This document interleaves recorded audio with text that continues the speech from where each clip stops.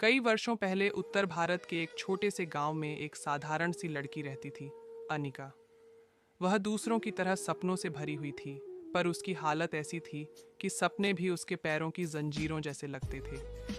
उसका घर एक कच्ची मिट्टी की झोपड़ी थी, जिसमें दीवारें बरसात में भीग जाती और गर्मियों में तपती थीं।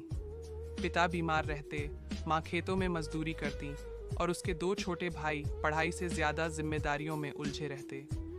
अनिका अक्सर शाम को उस पगडंडी पर बैठा करती थी जो गांव को शहर से जोड़ती थी। दूर क्षितिज पर डूबता सूरज उसे हमेशा यह एहसास कराता कि रोशनी एक जगह टिककर नहीं रहती, वह आगे बढ़ती है और इंसान को भी उसके साथ बढ़ना चाहिए।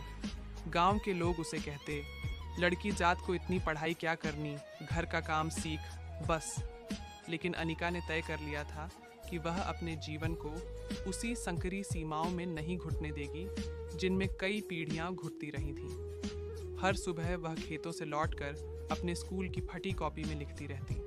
कई बार उसका मजाक बनाया जाता, लेकिन वह चुप रहती, क्योंकि वह जानती थी कि चुप्पी भी एक संघर्ष है और संघर्ष इंसान को भीतर से गढ़ता है। एक दिन स्कूल में एक नई अध्यापिका आई, सुजाता मैडम। उन्होंने बच्चों से पूछा, कौन अपनी जिंदगी बदलना चाहता है? सारे बच्चे हंसे, पर अनिका ने हाथ उठा दिया। सुजाता मैडम ने उसकी आंखों में वह चमक देख ली जो कई बार कठिनाइयों के नीचे दब जाती है, पर कभी बुझती नहीं। धीरे धीरे अनिका उनके मार्गदर्शन में पड़ने लगी। रात को मिट्टी के दिए की हल्की रोशनी में वह पढ़ती रहती थी और हवा में लहराते पेड़ों की आवाज़ उसे भरोसा देती कि कुछ भी असंभव नहीं। लेकिन समय किसी की परीक्षा लिए बिना आगे नहीं बढ़ता। एक दिन पिता की तबीयत बहुत खराब हो गई और परिवार पर खर्च का बोझ टूट पड़ा। अनिका समझ गई कि उसे अब पढ़ाई और जिम्मेदारी दोनों निभानी होंगी। उसने पास के गांव में बच्चों को पढ़ाना शुरू कर दिया। जो पैसे मिलते, वही दवा, वही खाना और वही उसके सपनों का ईंधन बनते। धीरे धीरे गांव में लोग उसे पहचानने लगे। कई घरों में छिपी लड़कियां उसे देखकर सीखने लगी कि सपनों को बोझ नहीं बनने देना चाहिए। समय बीतता गया और अनिका ने मेहनत के साथ अपनी हिम्मत भी बढ़ाई। शहर की परीक्षा देने गई।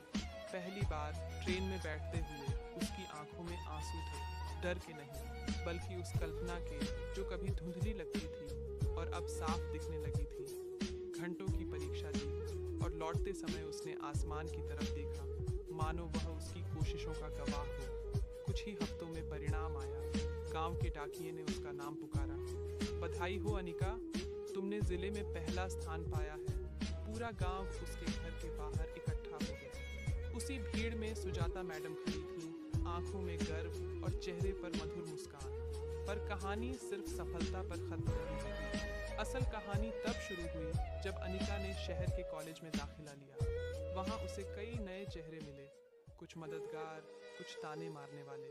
उसे अपने देहाती बोलचाल, साधारण कपड़ों और पुराने बैग के लिए चिढ़ाया गया, लेकिन उसने सीखा था कि असली पहचान चमक से नहीं, चरित्र से बनती है। कॉलेज खत्म होते होते उसने अपनी मेहनत और ज्ञान के दम पर एक बड़ी परीक्षा पास कर ली और सरकारी अधिकारी बन गई। उस दिन वह उसी पगडंडी से शहर की ओर नहीं, बल्कि शहर से गांव की ओर लौट रही थी, पर अब एक जिम्मेदारी, सम्मान और आत्मविश्वास के साथ। गांव पहुंची तो बच्चे, बूढ़े, महिलाएं सब उसे देखने दौड़ पड़े।